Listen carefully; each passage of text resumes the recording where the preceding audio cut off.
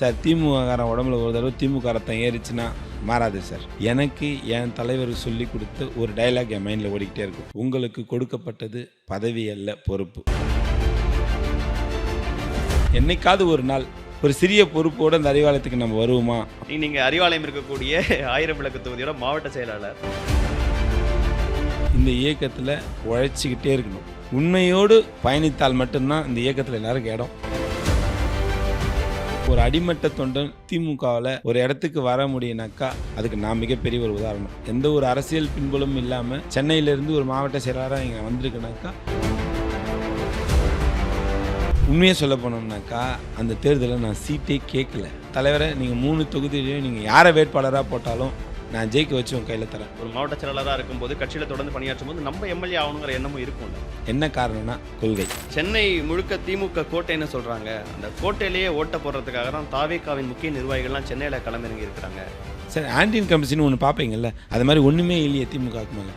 அப்போ ஏன் நாங்கள் விஜய் மாதிரி ஆட்களை பார்த்து நாங்கள் ஏன் யோசிக்க வேண்டிய விஷயம் என்ன இருக்குது? ஸ்பெஷல் அட்டென்ஷன்லாம் இல்லை. ஸ்பெஷல் அட்டென்ஷன்லாம் எதுவுமே கிடையாது. ஆதவர்ஜுனாக்காகலாம் இல்லை சார். நாங்களாம் ஒரு ஆளாகவே யோசிக்கல சார். சேப்பாக்கம் திருவல்லிக்கணியில் நிற்கக்கூடிய உதயநிதி ஸ்டாலின் தைரியம் இருந்தால் வந்து வில்லிவாக்கத்தில் நிற்க வேண்டியதானே அப்படின்னு ஆதவர்ஜுன் அவர்கள் கேட்க. 234 தொகுதியில் எங்கே ஒன்றாலும் எங்கள் அண்ணன் உதயநிதி ஸ்டாலின் நிற்பார். நின்னார்னா எவ்வளோ வாக்குகள் வித்தியாசத்தில் வெற்றி பெறுவார்ன்றது எல்லாருக்கும் தெரியும்.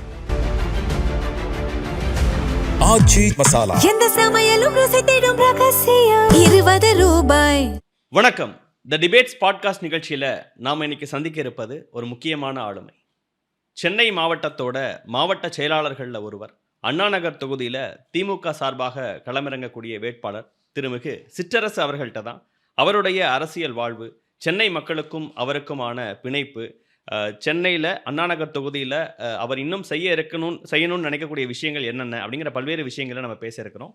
சார்ட்ட இந்த பாட்காஸ்ட்டை தொடங்கலாம். சார் வணக்கம். வணக்கம். எப்படி இருக்கீங்க? நல்லா இருக்கேன். நீங்கள் எப்படி இருக்கீங்க? நல்லா இருக்கேன். பரப்புரைக்கு மத்தியில் எங்கள் பாட்காஸ்ட்டுக்கு டைம் கொடுத்து வந்திருக்கீங்க, ரொம்ப நன்றி. நன்றி. முதல்ல உங்களை பற்றின விஷயங்களை தெரிஞ்சுக்கணும்னு ஆசைப்பட்றேன் சார். சிற்றரசு அவர்களுடைய வாழ்க்கையில் அரசியல் எப்போ தொடங்குச்சு? பொதுவாகவே என்னுடைய குடும்பம் திராவிட கழக குடும்பத்திலேருந்து தான் தொடங்கியது.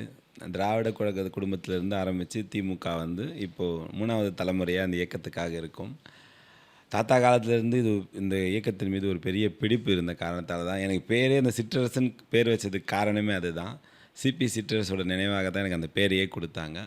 அப்போலேருந்து இளமை பருவத்திலேருந்து அது மேலே ரொம்ப ஈடுபாடோடு இருப்பேன். கட்சியின் எல்லா பொதுக்கூட்டங்களும் நான் படிக்கிற காலத்துலேருந்து எல்லா பொதுக்கூட்டங்களையும் கலந்துப்பேன். ஸ்கூல் யூனிஃபார்மோடலாம் நான் போயிருக்கேன். போயிட்டு நான் போய் மாஸ்டர்கிட்டலாம் திட்டு வாங்கியிருக்கேன். ஸோ அது மாதிரி ஒரு பிடிப்போடு இருந்ததன் காரணமாக எல்லா ஆர்ப்பாட்டங்கள், போராட்டங்கள். நீங்கள் திமுக? தீக்கான்றது தாத்தாவோட காலம். தாத்தா திமுக தோங்கினதுக்கப்புறம் திமுகவுக்கு வந்துட்டாங்க. அப்படியே திமுகவிலே இருந்து வளர்ந்ததால் அப்புறம் நம்மளோட நேட்டிவில் எல்லாத்தையும் அதில் ரொம்ப கான்சன்ட்ரேட்டாக இருந்ததால் கல்லூரி படிப்புக்காக நம்ம சென்னை வந்தப்போ என்னமோ தெரியல, என்னோடய அரசியல் ஆரம்பமே தெரியல. நான் ஒருவேளை பிற்காலத்தில் இந்த தொகுதியில் நிற்பேனா நான் நினச்சி கூட பார்த்ததில்லை. நான் படித்தது பச்சையப்பன் கல்லூரி. அண்ணாநகர் தொகுதியில் இருக்கிற பச்சையப்பன் கல்லூரியில் தான் என்னோடய கல்லூரி வாழ்க்கையை ஆரம்பித்தது. பொதுவாகவே நான் 1000 விளக்கில் தான் வளர்ந்தது எல்லாமே. அப்போ கடைசியிலே அது மட்டும் இல்லாமல் நான் முதலாக வேலைன்னு தொடங்கின இடமும் அதே அண்ணாநகரத்தில் தான். ஒரு சிறிய ஒரு நிறுவனத்தில் வேலைக்கு சேர்ந்த இடமும் அங்கே தான். அது மாதிரி வரப்போலாம் எல்லா அரசியல் உணர்வோடு எல்லா இயக்கத்தில் எல்லா ஆர்ப்பாட்டம் போராட்டங்களுக்கு தொடர்ந்து பயணிக்க ஆரம்பித்தோம். நிறைய தேர்தலுக்குள்ள பேக் எண்டில் ஒர்க் பண்ணேன். அது மட்டும் இல்லை, அறிவாலயத்தினுடைய வட்ட செயலாளராக என்னுடைய மாமா இருந்த காரணத்தால் அவரோட சேர்ந்து பணியாற்றுவதற்கான வாய்ப்பு கிடைச்சிது. அது மூலயமா அரசியல் அப்படியே கொஞ்சம் கொஞ்சமாக. உங்கள் பள்ளி படிப்பு, சொந்த ஊர், அப்பா உங்களை திமுக பற்றி சொன்ன விஷயங்கள், இளமை காலத்தில் எனக்கு டிஎம்கேன்னு சொன்ன உடனே நினைக்கிற விஷயங்கள் அப்படின்னு ஞாபகப்படுத்துகிற சில விஷயங்கள் எதாவது இருக்கா? டிஎம்கேன்னு சொன்னப்போ நினைவுக்கு வர்றது என்னென்னு கேட்டிங்கனாக்கா, நான் ஐ திங்க் 4th 5th கரெக்டாக எனக்கு ஞாபகம். ஆமாம், 5வது. ஏன்னா 15 வயசுக்கு முன்னாடி. ஆமாம், அது 4th 5th படிக்கிறப்போ அப்போது நீங்கள்லாம் கேள்விப்பட்டிருப்பீங்க. பாவு சண்முகம்னு சொல்லிட்டு ஒரு அமைச்சர் இருந்தார். அவர் எங்களுக்கு கொஞ்சம் லாங் ரிலேட்டிவாக வருவார். அவர் திமுக அதிமுகன்னு சொல்லி கட்சி மாறிக்கிட்டே இருப்பார். அவர் எங்கள் தொகுதியில் நிற்கிறப்போ என்ன ஆச்சுனாக்கா, ஏன்னா இது பதிவு பண்ணுறது தப்பு இல்லை, எல்லாருக்கும் தெரிஞ்ச விஷயந்தான். அவர் கட்சி மாறிட்டு போகிறாரு, எங்கள் கிராமத்துக்கு வந்துட்டுருக்காரு. அப்போ எனக்கு தெரியாது, எங்கள் வீட்டுக்கு வெளியில் எப்போவுமே 24/7 365 days எல்லா நாட்கள்லையுமே ஒரு கருப்பு சேப்பு ஒரு கொடி கம்பம் ஒன்று பறந்துகிட்டு இருக்கும். அது எப்படின்னா மூங்கில் கொடியில் கட்டி வச்சுருப்பாங்க. அது எனக்கு தெரியாமல் என்ன பண்ணுறேன், அந்த கொடியை அவுத்து கொடுக்க சொல்லி நான் எடுத்துகிட்டு ஓடுறேன் அந்த ஊர்வலத்துக்கு. சரி எல்லாரும் என்னை வந்து மடக்கி பிடிக்கிறாங்க. பிடிக்கிறப்ப எதுக்காக என்னை பிடிக்கிறாங்கன்னு எனக்கு தெரியாது பருவம். இல்லைடா அந்த கூட்டத்துக்கு நீ போகக்கூடாது அப்படின்னு. இல்லை அவர் தானே போகிறாரு, நான் ஏன் போகக்கூடாது அப்படின்னு. இல்லை அந்த கூட்டத்துக்கு நீ போகக்கூடாது. ஏன்னா அவர் கட்சி மாறிட்டு ஊர்வலம் போகிறாங்க. அதுக்கு அது இன்றைக்கும் என் மைண்டில் அது வந்து ஒரு பெரிய ரிஜிஸ்டரான ஒரு விஷயம். ஓகே. உங்கள் வீட்டுக்கு வெளியே எப்பவுமே கருப்பு சிகப்பு கொடி இருக்கும். எப்பவும் இருக்கும். எங்கள் வீட்டுக்கு மத்தியிலே அந்த திராவிட கொள்கைகள் எதுன்னு பெரியாரோட வாசகங்கள் எப்பவும் பதியப்பட்டிருக்கும். ஓகே. என்னெல்லாம் பேசுவாங்க சார் கட்சி பற்றின? ஏன்னா இன்றைக்கும் திமுகவில் ஒரு மாவட்ட செயலாளருங்கிறது ஒரு கிரவுண்டில் இருந்து ஒர்க் பண்ணக்கூடிய ஒரு போஸ்ட். யார் வந்து மக்களோட ரொம்ப கனெக்டடாக இருக்காங்களோ, மக்களோட பிரச்சனைகள் முழுமையாக தெரியுதோ அவங்கள தான் மாவட்ட செயலாளராக நியமிக்கும் கட்சியின் தலைமை. அப்படி இருக்கும்போது சின்ன வயசுலேருந்து நீங்கள் பார்க்குறீங்க, உங்க வீட்டுக்கு வெளியவே கருப்பு சிகப்பு கொடி, குடும்பமே திமுக அப்படின்னு இருக்கும்போது, எப்படி உங்களுக்கான திமுக பாண்டிங் உருவானுச்சு? சின்ன வயசில் அந்த 4வது 5வது படிக்கும்போது விஷயங்கள் சொன்னீங்க. அப்புறம் எப்படி அது அப்படியே வளர்ந்துச்சு? அது வளர்ந்ததுக்கு என்ன காரணம்னா, அடுத்தடுத்த காலகட்டத்தில வந்து என்ன பண்ணுறாங்கன்னு கேட்டிங்கனாக்கா, ஊர்ல உங்களுக்கு தெரியும். அப்போ ஜாதி பாகுபாடுன்றது நெறைய இருக்கும். நான் கத்துக்கிட்டது சின்ன வயசுலேருந்தே எனக்கு தெரிஞ்சது ஜாதி இல்லைன்னு ஒரு விஷயம். 2வது பெரியாரோட கொள்கை, சுயமரியாதை. இதெல்லாம் எனக்கு நெறைய சொல்லிக் குடுப்பாங்க. சரி எங்க ஃபேமிலியிலே வந்து பார்த்தீங்கன்னா, எனக்கு நெறைய உண்மையா சொல்லப்போனா நெறைய கோவம் வரும். அந்த சுயமரியாதைன்றது என்னை யாராவது டச் பண்ணிட்டாங்கன்னா ரொம்ப டென்ஷன் ஆகிடுவேன். சரி இத பாண்டிங்காவே நான் தான் பார்க்குறேன் நான். அங்க வந்து வளர்ந்ததுன்னு தான் நான் சொல்வேன். அந்த காலகட்டத்தில யாரும் உங்களுக்கு தெரியும் தாழ்த்தப்பட்ட மக்களை வீட்டுக்குள்ளே சேர்க்க மாட்டாங்க. எங்க ஃபேமிலியில என்ன பண்ணுறாங்கன்னா, ஒரு தாழ்த்தப்பட்ட சமுதாயத்தை சேர்ந்தவர் ஒருத்தருக்கு அப்பா, அம்மா கிடையாது. அவர வந்து எங்க தாத்தா தான் தத்தெடுக்கிற மாதிரி வீட்டிலேயே தங்க வச்சு, படிக்க வச்சு, ஒரு வேலையும் வாங்கி குடுக்குறாரு. ஓகே. சரி இது வந்து அந்த காலத்தில நான் சொல்றது எல்லாமே வந்து கிட்டத்தட்ட ஒரு 50 வருஷம், 60 வருஷத்துக்கு முன்னாடி ஒரு பெரிய புரட்சி. இதெல்லாம் நான் பார்க்குறப்ப, ஓ! திமுகனா இப்படி தான் இருக்குமா? இப்படி தான் இருக்கணுமா? இதுக்கு தான் திமுக உருவாக்கப்பட்டதா? அப்படின்னு என்கிட்ட சொல்லி எங்களுக்கு ஃபீட் பண்ணி வளர்த்தாங்க. இப்போ அப்படியே போயிட்டு இருக்கும்போது கல்லூரி காலங்கள் வருது. இன்னும் உங்களுக்கான வயது அதிகமாகுது. ஒரு மெச்சூரிட்டி அதிகமாகுது. இப்ப இன்னும் உங்களுக்கு அரசியல் ஆர்வம் அதிகமாகுதா? படிக்கும்போது நீங்க அதுவும் சொன்ன மாரி அண்ணா நகர் தொகுதிக்குள்ளே இருக்கக்கூடிய பச்சையப்பாஸ் காலேஜ்லாம் படிச்சிருக்கிறீங்க. அந்த காலேஜ் எவ்வளோ புகழ் பெற்றது அப்படிங்கிறது எல்லாத்துக்கும் தெரியும். அப்ப இன்னும் அரசியல் ஆர்வம் அதிகமாகுதா? கல்லூரி காலங்கள்ல எப்படி மாறுது? கல்லூரி காலங்கள்ல இருக்கிறப்போ 1000 விளக்கு சட்டமன்ற தொகுதிக்குள்ள எந்த நிகழ்ச்சிகள் நடந்தாலும், பொதுக்கூட்டங்கள் நடந்தாலும், ஒரு அடிப்படை உறுப்பினரா இருந்து அந்த நிகழ்ச்சிகள மெம்பர்ஷிப் கண்டு எப்போ வாங்குனீங்க? ரசிப்பேன். மெம்பர்ஷிப்லாம் எனக்கு இளைஞரணி 96லேருந்து இருக்கு என்கிட்ட இருக்கு. ஓ! அப்பைலேருந்து என்கிட்ட இருக்கு.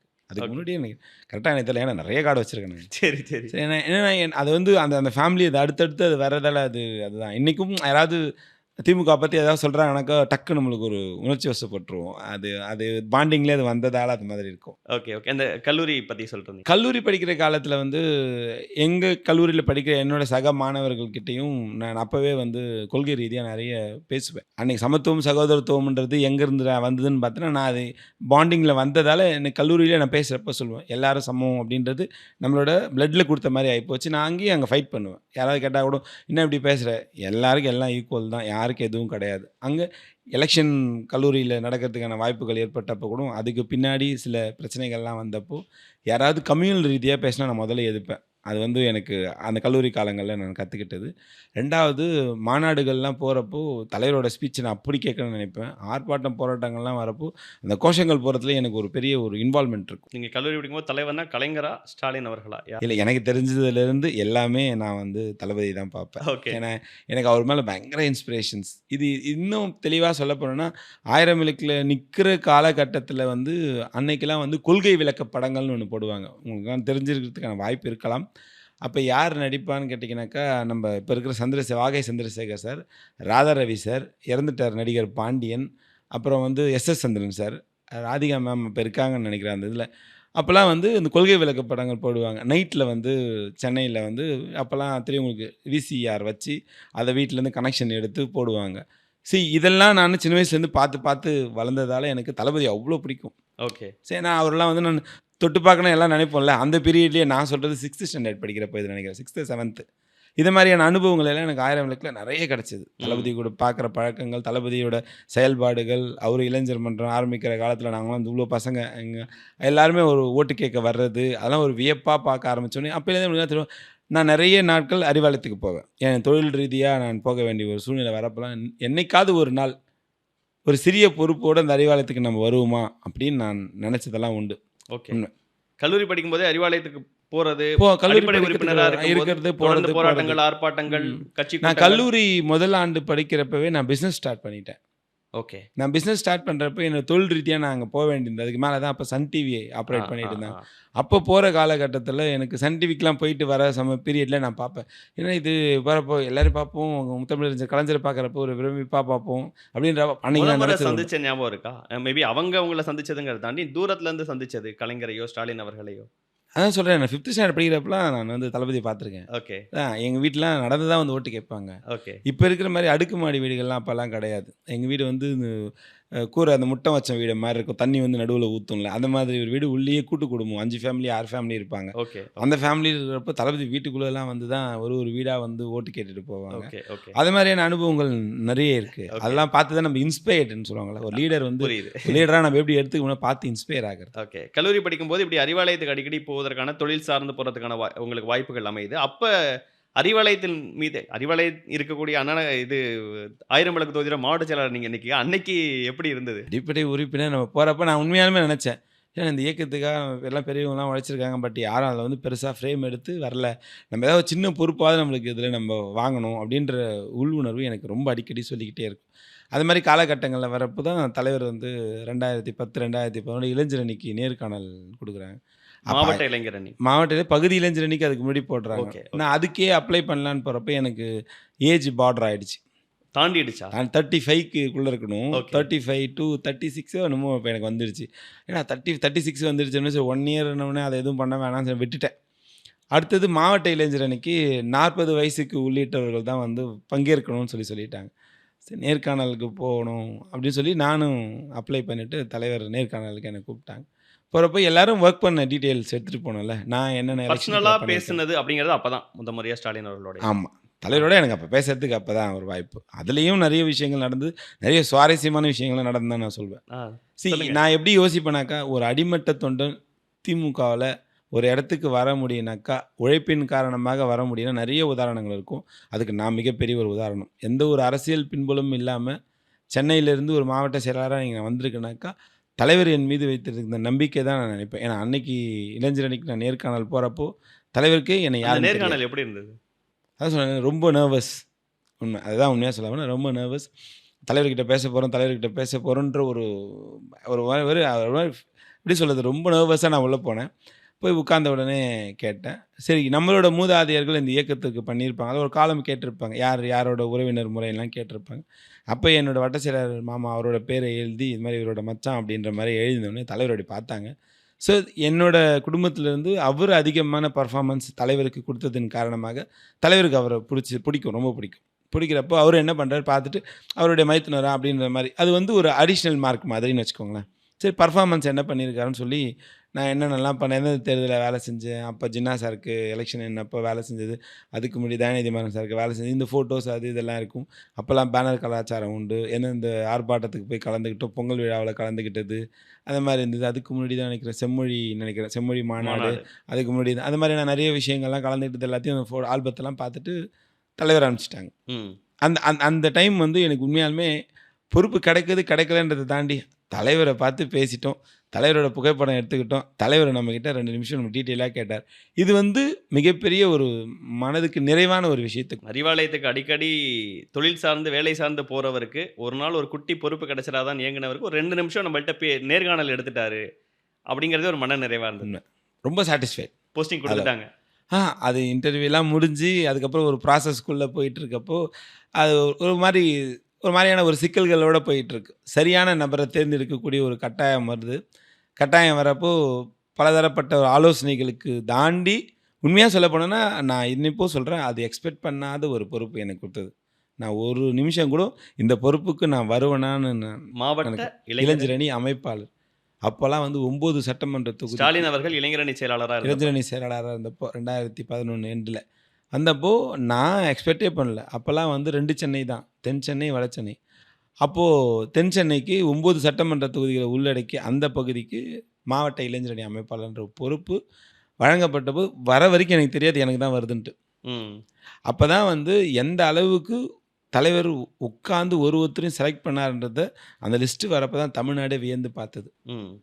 ஸோ அதுக்கு முன்னாடி காலகட்டங்கள்லாம் எப்படின்னாக்கா மாவட்ட செயலாளர் பரிந்துரைகள் அப்படிலாம் இருக்கும்.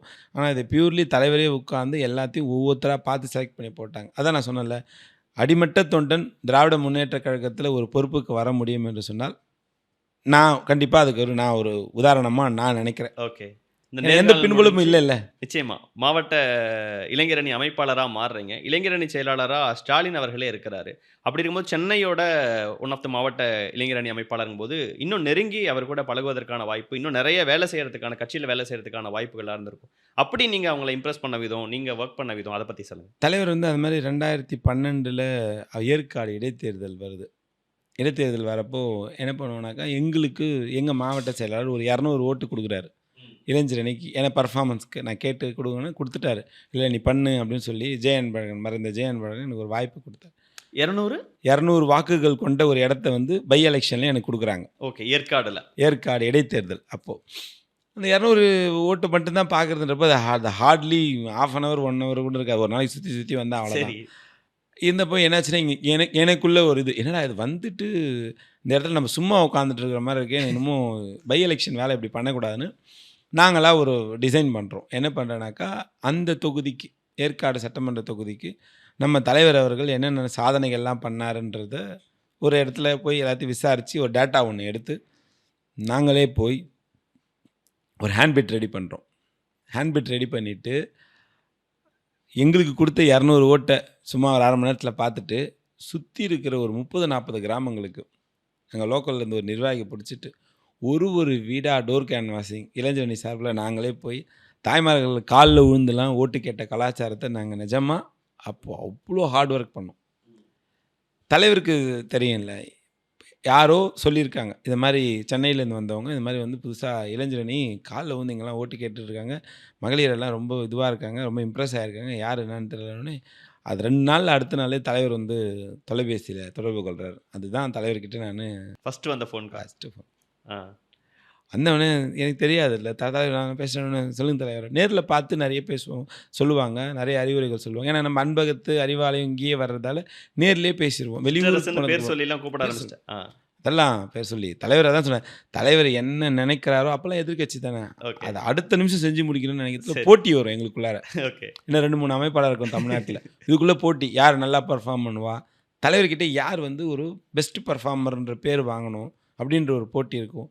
துண்டறிக்கை கொடுக்குற சிஸ்டம்லாம் இப்போ உண்டு. டக்குன்னு அரசை கண்டித்து மத்திய அரசையோ இல்லை இவங்களே கண்டித்து கொடுக்கணுன்னாக்கா உடனே துண்டறிக்கை ரெடி பண்ணி யார் எடுத்து போய் தலைவர்கிட்ட முதல்ல கொடுக்குறது, அந்த திட்டத்தை எங்கே துவங்கி வைக்கிறது, இப்படி பல போட்டிகள் வரும்.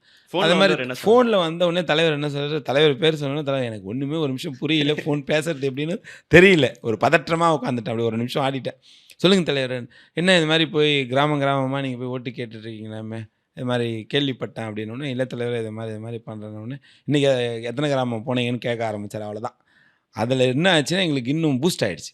தலைவரே பேசிட்டாங்க, இனிமேல் நம்ம இதோடு நிறுத்தக்கூடாது, 30-40 கிராமத்துக்கு மேலே அதை கண்டினியூ பண்ணணும்னு சொல்லி அது என்ன ஆகுதுன்னா, ஒரு தொண்டன் ஒரு உழைப்பதை ஒரு தலைவர் அவர்கள் கணத்துக்கு சென்ற உடனே அதை அங்கீகரிக்க ஆரம்பித்த உடனே நம்மளுடைய அந்த உழைக்கிற விதமே இன்னும் வேற மாதிரி ஆயிடுச்சு. அது ரொம்ப தலைவர் பேசினது ரொம்ப ஒரு மேலே ரொம்ப அதிகப்படியாக மரியாதை உண்டாய், தலைவர் பேசிட்டாங்க, நம்ம இன்னும் நிறைய வாக்குகளை வாங்கணுன்ற வேகத்தில் நாங்கள் பயணிக்க ஆரம்பித்தோம்.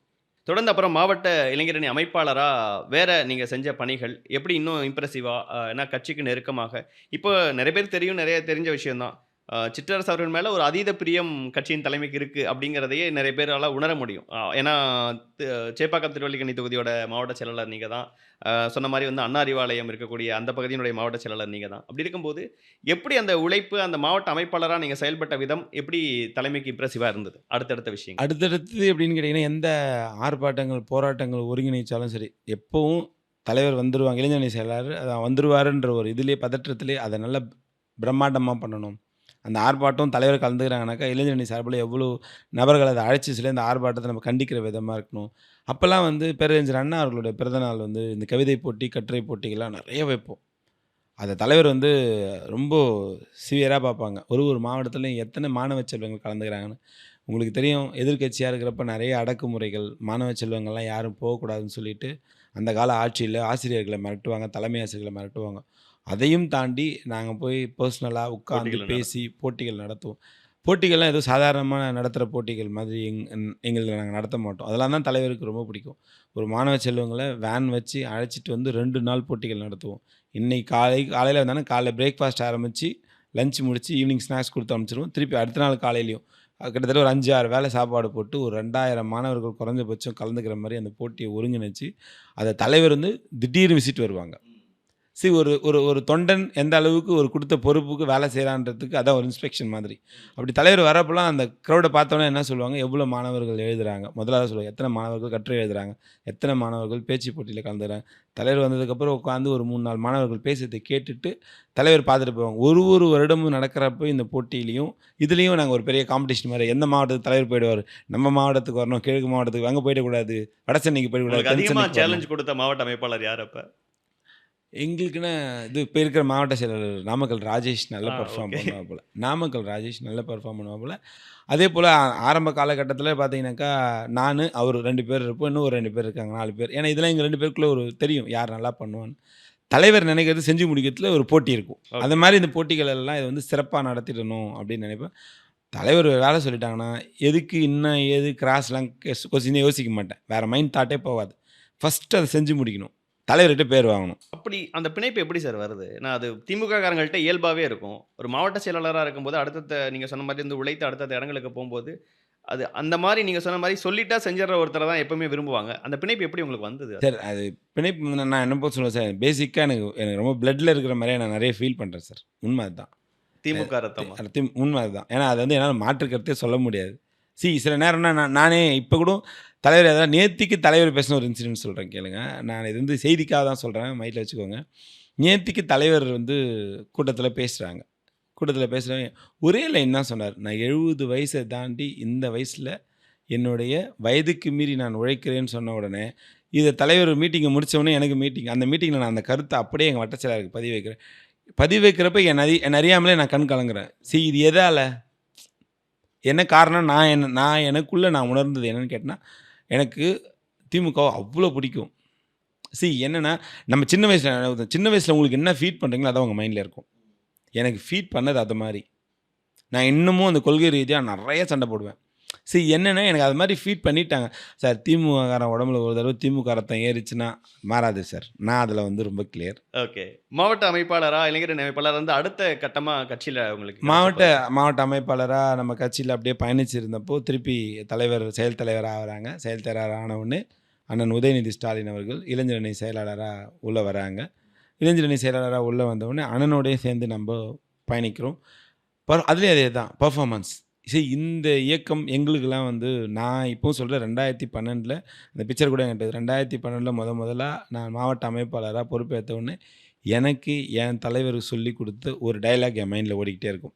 அந்த டைலாக் என்னன்னு கேட்டிங்கனாக்கா, உங்களுக்கு கொடுக்கப்பட்டது பதவி அல்ல பொறுப்பு.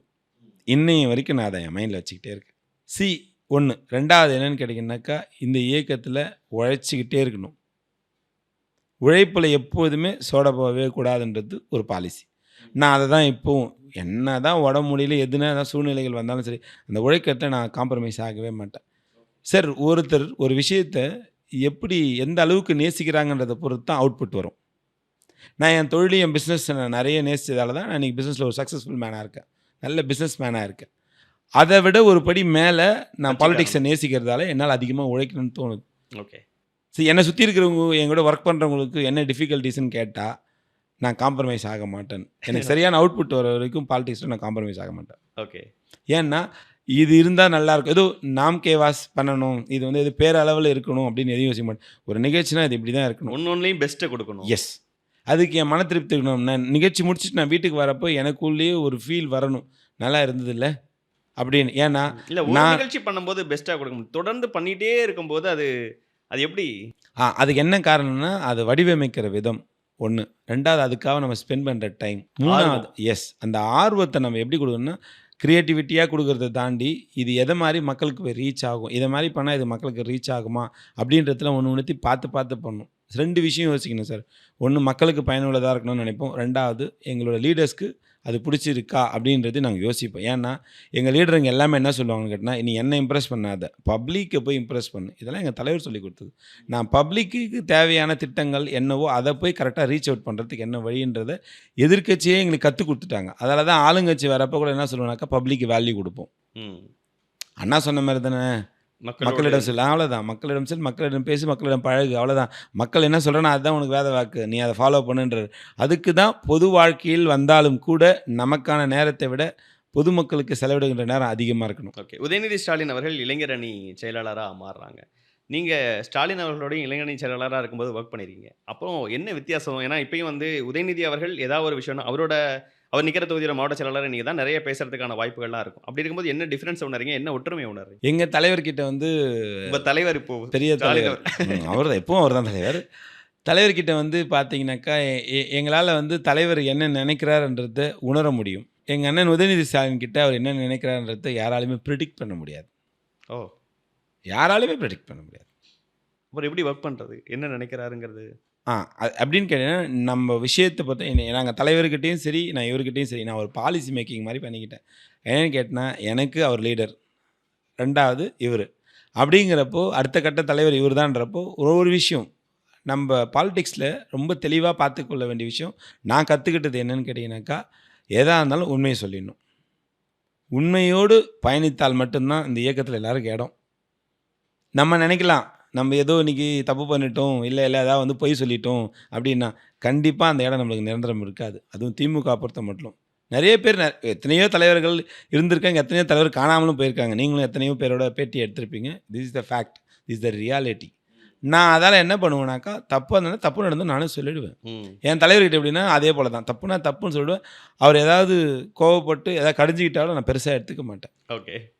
அதே மாதிரி சார், தாயில்லம் கொண்ட தலைவர்ன்றதுக்காக நான் சில உதாரணங்களையும் நான் சொல்வேன். ஆரம்ப காலகட்டத்தில் நீங்கள் அரசியலுக்கு வரீங்க அப்படிங்கிறப்போ உண்மை அதுதான். வரப்போ நம்மளுக்கு சில தவறுகள் நடக்கும். அந்த தவறுகள் எங்களுக்கு வந்து தலைவர் சுட்டி காட்டி ஏதோ ஒரு வகையில் கோவப்பட்டுறாங்க. கோவப்பட்டுட்டாங்க. கோவப்பட்டால் எனக்கு தெரியாது. நான் பாலிட்டிக்ஸ் அப்போ தான் நான் பொறுப்பு வாங்கி உள்ளே வரேன். அனுபவம் கிடையாது. நான் என் அறியாமலே எனக்கு வந்து ஒரு பயங்கர ஒரு மாதிரி சேடாகிட்டேன் அப்படியே வந்துட்டேன்.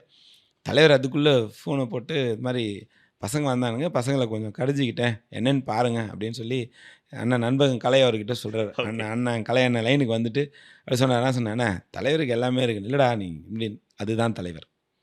ஒரு தொண்டன் தவறு செஞ்சிட்டாலும் அவனை கண்டிக்கிற உரிமையும் அவர் தான். அவர் அன்போடு அரவணைக்கிறார். அதாவது நாங்கள் என்ன சொல்லுவோம், அப்போ தலைவர் தாய்மானவர்னு சொன்னால் மற்றவங்களாம் என்ன சொல்லுவீங்க, அதுதான் உண்மை. அதுதான் தாய்மானவர் தான். அது ஒரு தொண்டனை எப்படி நம்ம அனுசரிக்க வேண்டும் என்பதற்கு இதெல்லாம் ஒரு உதாரணம். சரி, இதுதான் சார் எங்களை இன்ஸ்பயர் பண்ண வைக்குது. ஓகே. அவரோட உழைப்பை பார்த்து இன்ஸ்பயர் பண்ணுவேன். அவர் காட்டுற அன்பை பார்த்து நான் இன்ஸ்பயர் பண்ண வருவேன். அதே போல் எங்கேயாவது பார்த்துட்டா வெளியூர் நாங்கள் போயிட்டோம்னா, வெளியூருக்கு ஏதாவது நிகழ்ச்சிக்கு போயிட்டா கூட பார்த்துட்டு இளைஞர்கள் இருக்கிறப்ப வணக்கம் வச்சோம்னா அடுத்த நிமிஷம் எப்போ வந்த, எங்கே தங்குற, நைட்டு பார்த்துப்போ, இதெல்லாம் எப்போயுமே அட்வைஸ் பண்ணுவார். ஓகே. சாப்பிட்டியா? நான் இளைஞர்களில் அதை கண்கூடாக நான் பார்த்துருக்கேன். ஓகே. நான் எல்லா பை எலெக்ஷன்ஸ்லேயும் டெடிக்கேஷனாக வேலை பார்ப்பேன். ஓகே. இளைஞரில் இருந்தப்போ. ஓகே. நீங்கள் பேசும்போது ஜே அன்பழகன் அவர்கள் குறித்து ஒரு இடத்துல சொன்னீங்க. சென்னை மேற்கு மாவட்ட செயலாளராக இருந்தவர் ஜே அன்பழகன் அவர்களுடைய அந்த உழைப்பு, சட்டப்பேரவையில் அவர் செயலாற்றிய விதம், மக்களோட கனெக்டடாக இருக்கக்கூடிய விதம், ஈவன் தப்பு நீங்கள் சொன்ன மாதிரி வந்து உண்மையை ஒரு விஷயம் சொல்லணுங்கிறதுக்காக கலைஞர் அவர்களோட கூட இது தப்பு அப்படின்லாம் சண்டை போடுவார் அப்படின்லாம் கேள்விப்பட்டிருக்கோம். அவ்வளோ நெருக்கமானவர் அவர். அவருடைய மறைவு அந்த இடத்துக்கு அதற்கு பிறகாக சிற்றரசு அவர்களை மாவட்ட செயலாளராக மாற்றுவது, இந்த விஷயங்கள் பற்றி சொல்லுங்கள். இல்லை, ஆக்சுவலாக வந்து ஜே அன்பழகனோட தைரியம் வந்து எல்லாருக்குமே ரொம்ப பிடிச்சமான ஒரு விஷயம். அவரை மாதிரிலாம் சட்டமன்றத்தில் பேசுகிறதுக்கோ உண்மையை உடச்சி பேசுகிறதுக்கெல்லாம் வந்து நான் பார்த்து உண்மையாலுமே வியந்திருக்கேன். பட் எனக்கும் அவர் மாவட்ட செயலாளர் இருக்கார். நாங்களே சில விஷயங்கள் அவர்கிட்ட பேசுகிறப்போ யோசித்து தான் பேசுவோம். ஏன்னா அவர் வந்து எப்படின்னா, நம்ம சொல்கிற கேள்வியில், நம்ம கேட்குற கேள்வியிலேருந்தே பதில் எடுப்பார். அவர்கிட்ட அந்த ஒரு ஆற்றல் உண்டு. நீங்கள் சட்டமன்றத்து உரையை எடுத்து பார்த்தீங்கன்னா தெரியும். அதால் அப்படி இருக்கிறப்போ அந்த இடத்துக்கான வாய்ப்பு உண்மையாலுமே எனக்கு கிடைக்குமான்றது நானே எதிர்பார்க்கல. உண்மையாலுமே நான் எதிர்பார்க்கல. எத்தனையோ சீனியர்ஸ் இருக்காங்க அப்படிங்கிறப்போ இது எப்படி நம்மளுக்கு சாத்தியம்? சரி, அரசியலில் எல்லாருக்கும் அடுத்தடுத்த கட்ட வளர்ச்சின்ற ஒரு எண்ணம் இருக்கும். எனக்கும் அந்த எண்ணம் இருந்தது. ஆனால் உண்மையாலுமே சொன்னால் நான் எதிர்பார்க்காத ஒரு பொறுப்பை தான் எனக்கு தலைவர் கொடுத்தார். கொடுத்த பட்சத்தில் அதுவும் கொரோனா காலம், ஒரு மறைவே கொரோனாவால் நடந்துட்ட உடனே நம்மளும் அந்த பொறுப்பை எடுத்துட்ட உடனே அப்போது 5 தொகுதிகள் உள்ளடக்கிய பகுதி தான் எனக்கு கொடுத்தாங்க. கண்டிப்பாக நம்ம பர்ஃபார்ம் பண்ணணும். அப்போ எனக்கு என்ன தோணுச்சுன்னா, ஏதோ ஒரு நம்பிக்கை வச்சு தான் தலைவர் நம்மளுக்கு இந்த இடத்த கொடுத்துருக்காங்க. நம்ம இது எப்படி சக்ஸஸ்ஃபுல்லாக மாற்றி காட்டணும், தலைவர் நினச்சதை விட நம்ம வந்து பெருசாக பண்ணணும் அப்படின்னு சொல்லிட்டு ஒரு மைண்ட் தாட் வந்துடுச்சு. அப்போ தான் யோசித்தேன், எல்லாருமே நமக்கு சீனியர்ஸ். எனக்கு அந்த பொறுப்பு கொடுத்த உடனே தலைவர் சொன்ன ஒரே ஒரு வார்த்தை, எல்லாருமே உனக்கு சீனியர், எல்லாரையும் அட்ஜஸ்ட் பண்ணி போனார். அன்னையிலேருந்து இன்னை வரைக்கும் அதே தான் ஃபாலோ பண்ணிகிட்ருக்கேன். நீங்க சொன்ன மாரி தான். எல்லாருமே சீனியர்ஸ் இருக்கும்போது, மாவட்ட செயலாளர்ங்கிற பொறுப்ப திமுகல சொல்லுவாங்க. ஒரு டிஸ்ட்ரிக்ட் கலெக்டருக்கு ஈக்குவல் அது அப்டின்பாங்க. மாவட்ட செயலாளருக்கு அவ்ளோ அங்க வேல்யூ இருக்கும். அவ்ளோ முக்கியத்துவம் வாய்ந்தவர். கட்சிக்கு வந்து அவ்ளோ முக்கியமானவங்க அப்டின்ட்டு. நெறைய சீனியர்ஸ் இருக்கும்போது, சிற்றரசு அவர்கள தேர்ந்தெடுத்து பணி செய்யுங்க அப்டின்னு சொல்றதுக்கான காரணமா நீங்க என்ன பார்க்குறீங்க? அகைன் அந்த உழைப்பா? இல்ல நீங்க என்ன விஷயத்த யோசிக்கிறீங்க? 2 ஆஸ்பெக்ட்ல நான் பார்க்குறேன். நான் இளைஞரணியில பண்ண ஒர்க் வந்து தலைவருக்கும், அண்ணன் உதயநிதி ஸ்டாலின் அவர்களுக்கும் ஏதோ ஒரு வகையத்துல பிடிச்சிருக்கும். இவன் கண்டிப்பா பெர்ஃபார்ம் குடுப்பான் அப்படின்ற ஒரு ஸ்கோப். 2வது இந்த விஷயத்த பொறுத்த மட்டும் நான் இளைஞரணியில பணியாற்றுறப்போ, அப்போ வந்து மாநில இளைஞரணி துணைச் செயலாளரா அண்ணன் அன்பில் மகேஷ் அவர்கள் இருந்தார். அவரும் நான் நடத்துகிற நிகழ்ச்சிகள் எல்லாத்துக்கும் நான் அவரை சீஃப் கெஸ்ட்டாலாம் கூப்பிடுவேன். அவரு வந்து பார்க்குறாரு. இவங்கலாம் பார்க்குறப்ப என்ன தோணும்னா, கண்டிப்பா போய் இளைஞர் செயலாளர்ட்ட அப்டேட் பண்ணுவார். சிற்றரசு இன்னைக்கு எதிர்க்கட்சியா இருக்கிறப்ப இவ்வளோ பெரிய விஷயத்த இளைஞரணியில பண்ணியிருக்கான். இவ்வளோ செலவு பண்ணி பொருட்செலவுல மக்களுக்கு நலத்திட்டங்கள் கொடுத்துருக்கான். ஆர்ப்பாட்டம், போராட்டம்னா இந்த மாதிரி விஷயங்கள்லாம் நடக்குது. இவ்வளோ பேரோட பண்ணுறாப்புல. பை எலெக்ஷன்ஸ் இவ்வளோ தூரம் இது எல்லாம் உட்காந்து ஒரு டிஸ்கஷன் போகிறப்போ, அப்போ கண்டிப்பா என்ன யோசிப்பாங்கன்னு கேட்டாக்கா, சரி வருங்கால இளைய தலைமுறைக்கு சிற்றரசு இருந்தா சரியா இருக்கும் அப்படின்ற ஏதோ ஒரு கணக்குல தான் அவங்க ஏன்னா எனக்கு அந்த சென்னை பொறுப்பு கொடுத்திருப்பாங்க. திமுகவோட கோட்டைன்னு தொடர்ந்து சொல்லப்படக்கூடிய இடம். நீங்க இப்ப பொறுப்பா இருக்கக்கூடிய 3 இடங்களுமே திமுகவுக்கு ரொம்ப முக்கியமான இடம். மாவட்ட செயலாளரா நீங்க பணி செய்யறதுக்கு ரொம்ப முக்கியமான இடம். அந்த இடங்களோட மாவட்ட செயலாளர்ங்கிறது கூடுதலா கவனம் செலுத்தி பார்க்க வேண்டிய இடம். உண்மை. இல்ல ஆக்சுவலா என்னன்னு கேட்டீங்கன்னா, ஜெயன்பழகன் அவர்கள் மாவட்ட செயலாளர் ஆவறப்போ அவருக்கு வயசு 42. ஓகே.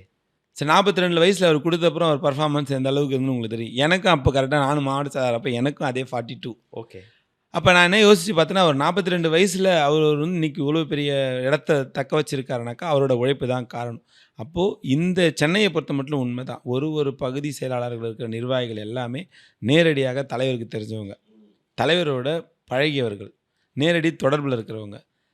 நான் என்ன நினச்சுக்கிட்டேனாக்கா, நம்ம தலைவர் சொன்ன மாரி நம்ம குடுத்துருக்கிற பொறுப்பு.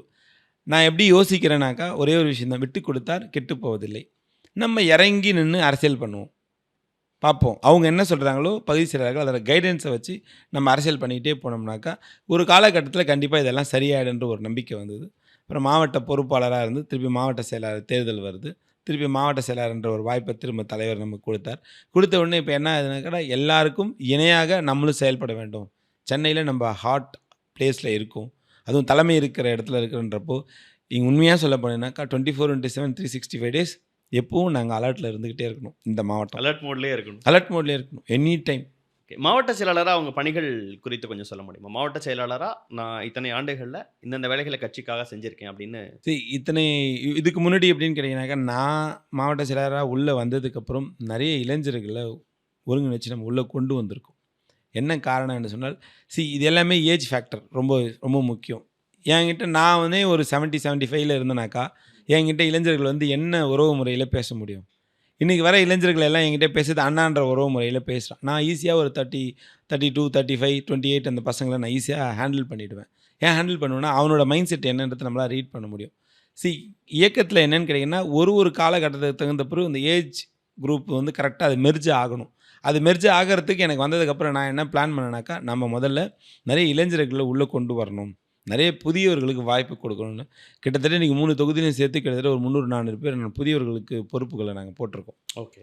இது மூலயமா என்னென்னா அடுத்த ஜென்ரேஷனுக்கான அந்த இயக்கத்துக்கான வளர்ச்சிக்கு அடித்தளமாக நம்ம அமைஞ்சிருக்கிறோம் அப்படின்னு நம்ம மாவட்டத்தில் அமைஞ்சிருக்குன்னு நான் நினைக்கிறேன். ஓகே. 2021 தேர்தல்லையே பல செய்தி சேனல்களில் இல்லை பத்திரிகைகளில் உத்தேச வேட்பாளராக இவங்கெல்லாம் வர வாய்ப்பு இருக்குன்னு சொல்லும்போது அப்பயே சிற்றரசு அவர்களுக்கு வாய்ப்பு கொடுக்கப்படும் அப்படிங்கிற விஷயங்கள்லாம் பேசினாங்க. ஆனால் அப்போ உங்களுக்கு வாய்ப்பு இல்லை. ஆனால் உங்கள் பொறுப்பில் இருக்கக்கூடிய சேப்பாக்கம் திருவல்லிக்கேணியில் உதயநிதி ஸ்டாலின் அவர்களே களமிறங்கினார். அந்த விஷயத்தை பற்றி சொல்லுங்கள். அப்படி அவர் ஃபஸ்ட் டைமாக ஒரு எலெக்ஷனில் அதுவும் உங்கள் பொறுப்பில் இருக்கக்கூடிய ஒரு தொகுதியில் இறங்கும்போது நீங்கள் ஒர்க் பண்ண விதம். இன்னொன்று 1000 விளக்கு தொகுதி, அங்கேயும் டாக்டர் எழிலன் அவர்கள் கண்டெஸ்ட் பண்ணார். அண்ணாரிவாளையம் இருக்கக்கூடிய தொகுதி அங்கே. அண்ணா நகர்லேயும் நீங்கள் வெற்றி பெற்றீங்க. இந்த தொகுதிகளில் வெற்றி பெற்ற விதம் 3 தொகுதிகளையும் ஒரு மாவட்ட செயலாளராக வெற்றி பெற்று கொடுத்தீங்க. அதை பற்றி சொல்லுங்கள். நமக்கு மாவட்ட செயலாளரை எதிர்கொள்கிற முதல் தேர்தல். கழகம் கண்டிப்பாக ஆட்சிக்கு வரணும். எங்கள் தலைவர் தமிழ்நாட்டினுடைய முதலமைச்சர் ஆகணுன்றது தான் எல்லாரோட ட்ரீம். எனக்கெல்லாம் அது ஒரு பெரிய கனவு. உண்மையாக சொல்ல போனோம்னாக்கா, அந்த தேர்தலில் நான் சீட்டே கேட்கல. ஓ. நாமினேஷனே நான் போடலை. என்னை யாரும் போட விருப்ப வேணாம்னு மனுவே சொல்லல. கேட்கல. விருப்ப மனுவே போடல. என்னை யாரும் போட வேணாம்னு கூட போடாத போடுன்னு கூட சொல்லலை. ஏன் நான் போடலைனாக்கா, நான் தான் சொன்னேன்ல, நம்மளுக்கு ஒரு பொறுப்பு கொடுத்தாங்கன்னா அந்த பொறுப்பில் முதல்ல நான் பர்ஃபார்ம் பண்ணணுன்னு ரொம்ப துடிப்பேன்.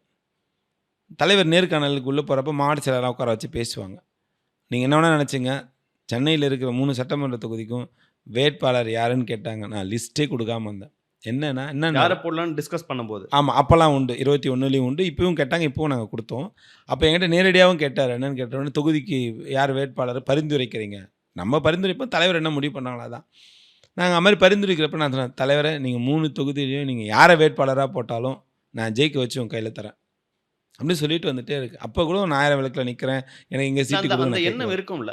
ஒரு மாவட்ட செயலாளராக இருக்கும்போது கட்சியில் தொடர்ந்து பணியாற்றும் போது நம்ம எம்எல்ஏ ஆகணுங்கிற எண்ணமும் இருக்கும்ல. இல்லை சார், என்ன நிஜமாக எனக்கு அந்த எண்ணம் இல்லை. ஏன்னா நான் மாவட்ட செயலராக முதல்ல பர்ஃபார்ம் பண்ணிவிட்டு நம்ம உரிமையோட கேட்கலாம். எங்கள் தலைவர் என்ன எப்படி யோசிப்பாருன்னு கேட்டால், உனக்கு கொடுத்த வேலையை சரியாக செஞ்சுட்டு நீ எதாக இருந்தாலும் உரிமையோட கேள், புரியுது. உனக்கான இடம் கண்டிப்பாக அந்த இயக்கத்தில் உண்டுன்னுவார். நான் உண்மையாலுமே அந்த தடவை சீட்டும் கேட்கல, நான் பர்ஃபார்ம் பண்ணுறேன்னு. அப்போ தான் அண்ணன் உதயநிதி ஸ்டாலின் அவர்கள் போட்டியிட நான் விருப்ப மனு கட்டினேன். அவருக்கு ஓகே போட்டியிடன்னு நான் தான் முதல் விருப்ப மனு நான் தான் கட்டினேன். விருப்ப மனு கட்டினப்போ தலைவர் என்ன சொன்னார், அதான் தலைமை முடிவு பண்ணும், நீ போனார். சரி, நான் ஒன்றுமே சொல்லலை. தலைவர் சொன்னதுக்கப்புறம் வந்துட்டேன். அண்ணன் நிற்கிறாருன்னொடனே அவர் தமிழ்நாடு முழுவதும் சுற்றுப்பயணம் போனோடனே எனக்கு 1000 விழுக்கு அண்ணா நகர் தொகுதியை பார்த்தாலும் அதிக கவனத்தை நான் சேப்பாக்கம் திருவல்லிக்கணியில் செலுத்தி, உங்களுக்கு தெரியும் 69,000 வாக்குகள் வித்தியாசத்தில் நம்ம அதை வெற்றி பெற்றோம். சரி, எங்களுக்கு கழகத்திற்கு அடுத்த தலைமுறைக்கான ஒரு தலைவரை உருவாக்குறதுக்கு ஒரு வாய்ப்பு கிடைச்சதுன்னு எனக்கு உண்மையாலுமே ரொம்ப மன மகிழ்ச்சியாக இருக்கும். அதான் சொல்ல, எல்லாருக்கும் எல்லாம் கிடைக்காதுன்னு எனக்கு அது கிடச்சிது. எப்படிலாம் கிடச்சி பாருங்கள். இளைஞரணி செயலாளராக தலைவர் இருந்தப்போ நான் இளைஞரணியில் வேலை பார்த்துட்டேன். உதயாண்ணன் வந்தப்போ உதயாண்ணனோட வேலை பார்த்துட்டேன். இன்றைக்கி தமிழ்நாட்டினோட முதலமைச்சராக அறிவாலயம் இருக்கிற இதுலேயும் நம்ம தான் மாவட்ட செயலாளராக இருக்கும். துணை முதலமைச்சருக்கான உதயநிதி ஸ்டாலினோடையும் இப்போ வேலை பார்க்குறேன். இப்போ இது எல்லாமே யாருக்குமே வாழ்க்கையில் கிடைக்காது. அடுத்தடுத்த தலைமுறைகளுக்கு பயங்கர மனநிறைவான விஷயம், ரொம்ப மனநிறைவாக இருக்கும் சார். அது எப்படி நான் சில நேரங்களில் நமக்கே நம்மளை திரும்பி பார்த்து யோசிக்கிறப்போ, பரவாயில்ல, நம்ம இந்த இயக்கத்தில் நம்மளை குடும்பத்தை தாண்டி எல்லாத்தையும் சாக்ரிஃபைஸ் பண்ணி இந்த இயக்கத்துக்காக உழைக்கிறன்றப்போ எல்லாருமே ஒரு வேலை செஞ்சு முடிச்சா ஒரு மனநிறைவு வேணும்ல. அது மாதிரி திமுகவில் அறிவாலயத்துக்கு போகும்போது ஒரு சின்ன பொறுப்பு கிடைச்சிடணும்னு நினச்சவர் நீங்கள் அறிவாலயம் இருக்கக்கூடிய 1000 விளக்கு தொகுதியோட மாவட்ட செயலாளர். அதனால் கேட்குறேன். உண்மை சார், இந்த இயக்கம் என்பது 75 ஆண்டு காலத்தை கடந்துச்சு. இன்னும் 100 வருஷம் ஆனாலும் இந்த இயக்கம் இருக்கும், அறிவாலயம் இருக்கும். புரியுதா? வரவங்க போகிறவங்க நபர்கள் மட்டும்தான் மாறிக்கிட்டே இருப்பாங்க. அப்போது எந்த கொள்கைக்காக ஆரம்பிக்கப்பட்ட இந்த இயக்கம் இன்றைக்கும் உங்களுக்கு தெரியும், இந்தியாவில் இருக்க எல்லா மாநிலத்துக்கும் வேறு வேறு நிலைமை. ஆனால் தமிழ்நாடு மட்டும் தலைவர் சொல்கிற மாதிரி என்றைக்கும் டெல்லிக்கு அவுட் ஆஃப் கண்ட்ரோல். என்ன காரணம்னா கொள்கை. ஓகே, அந்த கொள்கை பிடிப்பு இருக்கிறதால தான் தலைவர் அந்த கொள்கை பிடிப்போடு இருக்கிறதெல்லாம் தொண்டன்லாம் அந்த கொள்கை பிடிப்போடு நாங்களாம் பின்னாடி ஓடிக்கிட்டே இருக்கோம். தலைவரே இப்படி இருக்கார் தலைவர், அதுதான் உண்மை. கொள்கைக்காக ஆரம்பிக்கப்பட்ட கொள்கையோடு இருக்கணும். 3 தொகுதிகளையும் வெற்றி பெற்று முடிச்சதற்கு பிறகாக முதல்வர் அவர்களோ உதயநிதி ஸ்டாலின் அவர்களோ உங்கள்கிட்ட சொன்ன விஷயம், அப்புறம் திடீர்னு உள்ளாட்சி தேர்தலில் கண்டெஸ்ட் பண்ணீங்க, அது என்ன? ஸோ உள்ளாட்சி தேர்தலையும் கண்டெஸ்ட் பண்ணினாக்கா நம்ம நீங்கள் சொன்ன மாதிரி தான் நம்ம மாவட்ட செயலாளர் ஆகிட்டோம். எங்களுக்கு அரசு பொறுப்பு இல்லைனாக்கா அரசு நிகழ்ச்சியில் போய் நான் எங்கே உட்கார்றது? ஓகே, அரசு பொறுப்பு இல்லைன்னா அரசு நிகழ்ச்சியில் போய் நாங்கள் எங்கே உட்காருது? சரி, பேசிக்காக இன்னொரு விஷயம் என்னன்னாக்கா, சென்னையை பொறுத்த மட்டும் நீங்கள் நிறைய பேருக்கு தெரியுமா தெரியாது, நீங்கள் பேசிக்காக கார்ப்பரேஷனில் ஒர்க் பண்ணிட்டீங்கனாக்கா சென்னையோட இன்ஃப்ரா சூப்பராக பண்ணலாம். நம்மளுக்கு பேசிக்காக அது ஒரு ஹைஸ்கூல் எலிமெண்ட்ரி ஸ்கூல் மாதிரி கூட நம்ம எடுத்துக்கலாம். அது ஒரு லேர்னிங். எஸ், நிஜமாக நீங்கள் ஜிசிசி கார்ப்பரேஷன் நம்ம ஒர்க் பண்ண ஆரம்பிச்சிட்டிங்கனாக்கா பிற்காலத்தில் சென்னையில் எல்லா வேலையும் ஈஸியாக ஹேண்டில் பண்ணிட்டு போயிடலாம். ஸ்டாலின் அவர்களே மேயராக இருந்தவர். உண்மைதான் சார். இன்றைக்கும் நீங்கள் தலைவர்கிட்ட மழை வெள்ள காலங்களில் மாவட்ட செயலாளருக்கு எம்எல்ஏக்கெலாம் ஃபோன் பண்ணுறாருன்னா அவருக்கு சென்னையில் தெரியாத இடமே இருக்கார். எடுத்த உடனே முதல்ல தான் கேட்பார். எங்களுக்கெல்லாம் ஃபோன் பண்ணால் முதல்ல கேட்குற விஷயம் என்ன, மாம்பழம் கெனாலில் தண்ணி எவ்வளோ போகுதுன்னு தான் கேட்பார். அவருக்கு தெரியாத இதுவே இருக்காது. ஜிஎன்சிட்டி ரோட்டில் எவ்வளோ தண்ணி இருக்குது, என்ன காரணம், வடிஞ்சுதான், என்ன சூழ்நிலை, என்ன போயிட்டுருக்கு. தலைவர் ஒவ்வொன்றுத்தையும் சென்னை ஃபுல்லாக இருக்கிற எல்லா இடத்தையும் ஃபிங்கர் டிப் வச்சுருப்பார். தலைவர் மேயராக உள்ளாட்சித்துறை அமைச்சராக இருந்ததுன்னு காரணத்தால் தான் இன்றைக்கி கொண்டு போக முடியாது. அதால் தான் நான் அதில் கண்டெஸ்ட் பண்ணது. நம்மளை இதை லேர்ன் பண்ணுறதுக்கு ஒரு நல்ல பிளேஸ், ஒரு பிளாட்ஃபார்ம். இந்த பிளாட்ஃபார்ம் நம்ம கரெக்டாக முடித்தோம்னா அடுத்து நம்மளுக்கு சரியாக இருக்குன்றதுக்காக தான் நம்ம அதில் கண்டெஸ்ட் பண்ணது. அடுத்து 2026 தேர்தல் வருது. அந்த தேர்தலில் பலரும் எதிர்பார்த்த தொகுதி உங்களோட மாவட்டத்தில் இருக்கக்கூடிய மாவட்ட செயலாளர் 3 தொகுதியும். ஆனால் அண்ணா நகரில் கண்டெஸ்ட் பண்ணுவீங்க நாங்கள் யாருமே எதிர்பார்க்கலையே. ஆக்சுவலாக நாங்கள் அண்ணா எங்கிட்ட இருக்கிறது மொத்தம் 3 தொகுதி. ஒன்று எங்கள் டெப்டி சிஎம் நிற்கிறாரு, 2 தொகுதி இருக்குது. 2 தொகுதியில் ஏதாவது ஒரு தொகுதியில் நம்மளுக்கு அகாமடேட் பண்ணுவாங்க அப்படின்ற ஒரு நம்பிக்கை. ஏன்னா இறுதியாக திமுக பொறுத்த மட்டும் எங்கள் தலைவர் என்ன நினைக்கிறாரோ, தலைவர் என்ன முடிவு எடுக்கிறாரோ அதை நாங்கள் எல்லாம் அப்படியே ஒபே பண்ணுவோம். அடுத்த நிமிஷம் தலைவர் சொல்லிட்டா சரி அப்படின்றதோட மைண்ட் செட்டோட தான் இருப்போம். நான் 2 தொகுதி இருந்தது, 2 தொகுதிக்கு மனு போட்டேன், அவ்வளோதான். அப்புறம் தலைவரை பொறுத்த மட்டும் 234 தொகுதியிலையும் யார் வேட்பாளர் தலைவர் தான் டிசைட் பண்ணுவாங்க. யாராக இருந்தாலும் அங்கே தானே போய் நிற்கணும். தலைவர் எனக்கு அது மாதிரி ஒரு வாய்ப்பு அண்ணா நகரில் நில்லுன்னு சொன்னார், நான் ஒன்றுமே சொல்லலை. சரி தலைவரை நிற்கிறேன், அவ்வளோதான். ஓகே. உங்களுக்கும் சென்னைக்குமான கனெக்ஷன் என்ன? அண்ணா நகர் தொகுதியில் நிற்கும்போது அது வந்து ஒரு நிறைய ஐஏஎஸ் ஐபிஎஸ் ஆஃபீஸர்ஸ் இருக்கக்கூடிய ஒரு தொகுதி. திமுகவோட வெற்றி பெற்று வரக்கூடிய தொகுதி தான். அண்ணா நகர் மோகன் அவர்கள் அங்கே வெற்றி பெற்றிருந்தார். ஸோ அப்படி இருக்கும்போது அந்த தொகுதியை பற்றின அண்டர்ஸ்டாண்டிங் உங்களுக்கு எப்படி இருக்குது? சென்னை மக்களுக்கும் உங்களுக்குமான கனெக்ஷன் எப்படி இருக்குது? அந்த தொகுதி எப்படி இருக்குன்னு நீங்கள் நினைக்கிறீங்க? சார், அண்ணா நகர் சட்டமன்ற தொகுதியை பொறுத்த மட்டும் நானும் கிட்டத்தட்ட மாவட்ட செயலாளர் இருந்து தொடர்ந்து, ஏன்னா என் மாவட்டத்துக்குள்ளது வரதெல்லாம் எல்லா நிகழ்ச்சிகளையும் நான் தொடர்ந்து பயணிச்சுக்கிட்டே இருப்பேன். அது மட்டும் இல்லை, நாங்கள் தான் சொல்கிறேன், நான் ஒரு கவுன்சிலராக மட்டும் இருந்திருந்தால் என் வார்டுக்குள்ளேயே முடிஞ்சிருக்கும். நான் ஒரு ஒர்க்ஸ் கமிட்டி சேர்மனாக இருந்ததால் 200 வார்டுலேயும் இருக்கிறப்போ அதுக்கான என்னென்ன ஒர்க் போய்கிட்டு இருக்குது, எதை மாதிரி இன்ஃப்ரா டெவலப் ஆகுது நம்மளால் கண்டுபிடிக்க முடியும். நான் மற்ற மாவட்டங்களை தலையிட முடியாட்டாலும் போல் ஏன் 3 தொகுதியில் என்ன நடக்குதுன்றது என்னால் பார்க்க முடியும். அதை மாதிரி நீங்கள் பார்த்துருப்பீங்க, அண்ணா நகரில் எத்தனை ஆண்டு காலமாக இந்த ஸ்டாம் வாட்டர் போடாத இடத்துலலாம் இப்போ ஸ்டாம் வாட்டர் உருவாக்கிட்டு இருக்கோம். என்ன காரணம்னா, அது எல்லாம் பேரிடர் காலம் வந்தால் அண்ணா நகர் மக்களுக்கு டக்குன்னு கவர்மெண்ட் மேலே ஒரு சொல்லிடுவாங்க. அதுக்காகவே உட்காந்து பார்த்து எல்லா ஸ்டாம் வாட்டரும் இப்போ பிளான் பண்ணியிருக்கோம். 2015 வெள்ளத்துக்கு அப்புறமா அண்ணா நகரில் படிப்படியாக எவ்வளோ இதுவெல்லாம் பாதிப்புகள் கம்மியாகிட்டே வருதுன்னு பார்க்குறோம். 2வது அதையும் தாண்டி நம்மளுடைய இந்த விருகம்பாக்கம் கெனால் ரொம்பச்சுன்னா எல்லாருக்குமே பிரச்சனை. அதை எப்படி சீரமைக்கப்போம் நம்ம துணை முதலமைச்சர் அவர்கள் ஆய்வு பண்ணி அதை ஆழப்படுத்தி 2 பக்கமும் தடுப்பு சுவர் உயர்த்தி, அது மட்டும் இல்லை குப்பையை யாரும் மக்கள் உள்ளே போட்டக்கூடாது, நெட்டெல்லாம் பண்ணியிருக்கார். இதை மாதிரி நான் ஒர்க்ஸ் கமிட்டி சேர்மனாக இருந்து இந்த அனுபவங்கள் எல்லாமே அண்ணா நகரில் ஆல்மோஸ்ட் நிறைய விஷயங்கள் பண்ணி கொடுத்துட்டோம். இப்போ இன்னும் என்ன பிரச்சனை இருக்குன்னு நினைக்கிறீங்க அண்ணா நகரில்? நீங்கள் எம்எல்ஏ ஆகும்போது சரி பண்ணும்? இல்லை, நான் பார்த்த வரைக்கும் ஒன்றும் பெருசாக இல்லை சார். ஏன் இல்லைனாக்கா, எங்கள் சட்டமன்ற உறுப்பினர் உண்மையாலுமே மோகன் நல்லா பண்ணியிருந்தார். அதெல்லாம் ஒன்றும் எல்லாரோட சப்போர்ட் நல்லா இருந்தது, நல்லா பண்ணியிருந்தார். நான் எதிர்பார்க்குறது என்னென்னா, வளர்ந்து வரும் சென்னைக்கு நிஜமாக போக்குவரத்து நெரிசல் பெருசாக இருக்குது. நான் இந்த ஒரு வாரம் ட்ராவல் பண்ணதில் நான் பார்த்த விஷயம்னா, டெப்த்தாக ட்ராவல் பண்ணதில் பார்த்த விஷயம், நம்மளுடைய ஸ்கைவாக்லேருந்து ஆரம்பித்து அண்ணா ஆர்ச்லேருந்து ஆரம்பித்து நம்மளுடைய அண்ணா நகர் ரவுண்டானா வரைக்கும் அந்த சாந்தி காலனி, அது ஒரு நல்ல ஒரு டிராஃபிக் ஜாம் ஆகுது. இதுக்கு மட்டும் ஒரு உயர்மட்ட மேம்பாலம் இருந்தால் பிற்காலத்தில் சரியாக இருக்கும் என்பது என்னுடைய ஆட்சி அமைஞ்ச உடனே முதலமைச்சர்கிட்ட நான் கோரிக்கை வச்சு அதை செய்யணுன்றது முதல்ல விஷயமாக பார்த்துருக்கேன். ஆல்ரெடி மெட்ரோ தேவை, மெட்ரோ தலைவர் ஆல்ரெடி பேஸ் போயிட்டுருக்கு, வேலை நடந்து எல்லாம் முடிய போகுது. மெட்ரோ பணிகள் முடிஞ்சு போச்சு. மற்றபடி சாலைகளாக இருக்கட்டும், இந்த ஸ்டாம் வாட்டராக இருக்கட்டும், கெனாலாக இருக்கட்டும், எல்லா பணிகளுமே ஆல்மோஸ்ட் முடிஞ்சிச்சு. என்னென்னா, அண்ணா நகரை பொறுத்த மட்டும் நீங்கள் 2 ஸ்டைலாக பிரிக்கலாம். புந்தமல்லி ஏரியோட ரைட்டு லெஃப்ட்டுன்னு பிரிச்சிட்டோம். நம்ம லெஃப்ட்டு பார்த்தீங்கன்னா டவுன் ஏரியா, ரைட்டு வந்து ஹைட்டான ஏரியா. தண்ணி எல்லாமே டவுனை தான் நோக்கி போகும். அது இயற்கை காலத்தில் நாங்கள் பேரிடர் வர தான் செய்யும். அதுக்கும் நிறைய முயற்சிகள் எடுத்து இப்போ அந்த மாதிரி பணிகள் எல்லாம் நாங்கள் முடித்து வச்சுருக்கோம். கெனாலெல்லாம் சீரமைச்சு வச்சுருக்கோம். அதுவே வந்து ஒரு பெரிய இது எல்லாமே தலைவர் முதலமைச்சரும் துணை முதலமைச்சரும் நேரடியாக களத்திற்கு வந்தது. அதை தாண்டி இன்னொரு விஷயம் உங்களுக்கு சொல்லணும்னா, சென்னையில் இருக்கிற 200 வார்டும் இப்போ எங்கள் துணை முதலமைச்சருக்கு தெளிவாக தெரியும். எல்லா பேரிடர் காலத்துக்கு முன்னாடி அவர் தான் மீட்டிங் கண்டஸ்ட் பண்ணுவார். கண்டஸ்ட் பண்ணி எதை மாதிரி வேலை பண்ணணும்னு சொல்லுவார். அதில் அண்ணா நகர் பொறுத்த மட்டும் மக்களை பொறுத்த மட்டும் ரொம்ப ஹாப்பியாக இருக்காங்க. நான் ஓட்டு கேட்க போனதுக்கப்புறம் இந்த திராவிட மாடல் ஆட்சி எந்த அளவுக்கு பயனுள்ளதாக இருக்கிறப்போ அவங்களோட முகமலர்ச்சியை பார்த்து என்னால் உணர முடியுது. இப்போ இதே சேப்பாக்கம் திருவல்லிக்கேணியில் மீண்டும் உதயநிதி ஸ்டாலின் அவர்களே கண்டெஸ்ட் பண்ணுறாங்க. நீங்கள் தான் மாவட்ட செயலாளர். தமிழ்நாடு முழுக்க அவர் வந்து தேர்தல் பிரச்சாரத்துக்காக போக வேண்டியிருக்கு. இப்போயும் நீங்கள் அங்கே நிறைய உழைப்பு போட வேண்டியிருக்கு. உழைப்பு போட்டுக்கிட்டு இருக்கீங்கிறதையும் பார்க்க முடியுது. எப்படி மேனேஜ் பண்ணுறீங்க? அது உங்களால் முடியுதா? 3 தொகுதிகளுக்கு, ஏன்னா ஃபஸ்ட் டைம் ஒரு கவுன்சிலர் எம்எல்ஏ எலெக்ஷன் உங்களுக்குமே புதுசு இல்லை, அதனால் அது எப்படி டிஃப்ரெண்ட்டாக இருக்குது? சேலஞ்சிங்காக இல்லையா? இல்லை, எங்கள் பகுதி செயலாளர் அண்ணா நகரை பொறுத்த மட்டும் 2 பகுதி செயலாளரும் ஏற்கனவே ரொம்ப சீனியர்ஸ். அவங்களுக்கு களம் ரொம்ப ஸ்ட்ராங்காக இருக்குது. ஸோ அவங்களும் என்ன சொல்லுவாங்கனாக்கா, நான் அதை சொல்லுவேன், நீங்கள் போய்ட்டு டெப்டி சிஎம்மோட தொகுதியை பார்த்துட்டு இங்கே வாங்க, நம்ம பார்த்துக்கலாம், ஒன்றும் பிரச்சனை இல்லைன்ட்டு எனக்கு ஒரு கான்ஃபிடென்ட் நிறைய கொடுத்துருக்காங்க. உதயநிதி ஸ்டாலின் சிற்றரசை சேப்பாக்கத்துக்கு நம்புறாரு, சேப்பாக்கம் வேட்பாளர் பகுதி செயலாளர்களை அண்ணா நகருக்கு நம்புறாரா? உண்மை அதுதான். இதுதான் இந்த இயக்கம். இந்த இயக்கம் என்ன நினைக்கிறதோ அதை செய்து முடிப்பவர்கள் தான் தலைவராக இருந்தாலும் தொண்டர்களாக இருந்தாலும் அதை முதன்மையாக நிற்கிறாங்க. நான் என்ன நினைப்பேன், டெப்டி சிஎம்க்கு நம்ம கடந்த தேர்தலில் இருந்த உழைப்பு 1% கூட குறையக்கூடாது நான் நினைக்கிறேன். இவர் என்ன நினைக்கிறாங்க, எங்கள் மாவட்ட செயலாளர் இங்கே நிற்கிறாரு, கடந்த தேர்தலை விட கூடுதலான வாக்குகளை வாங்கணும்னு இவங்க செய்கிறாங்க. அப்போ இதுதான் ஒரு சாக்ரிஃபைஸ். அதை நம்ம கொடுத்தோம்னாலே அதை கண்டிப்பாக ஆட்டோமேட்டிக்காக நல்ல லெவலில் இந்த இயக்கம் போயிடும். இன்னொன்னு உங்களை எதிர்த்து அதிமுக சார்பாக களமிறங்குறவங்க, அந்த தொகுதிக்கு அதிக பரிச்சயம் இருக்கிறவங்க, முன்னாள் அமைச்சரும் கூட கோகுல இந்திரா நிக்கிறாங்க. அப்ப அது ஒரு சவாலான எலக்ஷனா இருக்காதா? சவாலான தொகுதியா இருக்காதா? அப்படிலாம் ஒரு சவால்லாம் இல்லை சார். ஏன்னு கேட்டால் அவங்களே அந்த தொகுதிக்கு புதுசு தானே. எங்கேயோ சிவகங்கையில் இருந்தவங்க தானே வந்து இங்கே நின்று ஜெயிச்சு அப்போ கூட்டணி தொடர்ந்து கட்சி அங்கேயே அவங்க அவங்க வசிக்கிற இடம் அதுவா இருக்கு. வசிக்கிறாங்க. நான் என்ன கேட்குறேன்னா திருப்பி ஒரே லைன் தான். 2015 வெள்ளம் வந்தப்போ அந்த அம்மா எங்கே போனாங்க? 2015 வெள்ளம் வரப்போ அவங்களே ஒரு வீடியோ ரிலீஸ் பண்ணியிருக்காங்க. சும்மா ஒரு 1/2 அடி தண்ணியில் நல்லா ட்ரெஸ் பண்ணிட்டு ஜம்முன்னு நின்றுட்டு ஒரு ஃபோட்டோவுக்கு போஸ் கொடுத்துட்டு ஒரு கிரவுண்டில் பொருளை கொடுத்துட்டு கம்முன்னு போயிடுவாங்க. 2015 வந்தப்போ அன்னைக்கு முதலமைச்சர் அந்த அம்மையார் அவர்களே எங்கே இருந்தால் அவங்களுக்கு தெரியும். அதை ஒழுங்காக ப்ராப்பராக அதை வந்து வாட்டர் லெவலை கண்ட்ரோல் பண்ணி விட்டுருந்தா அது வந்திருக்காது.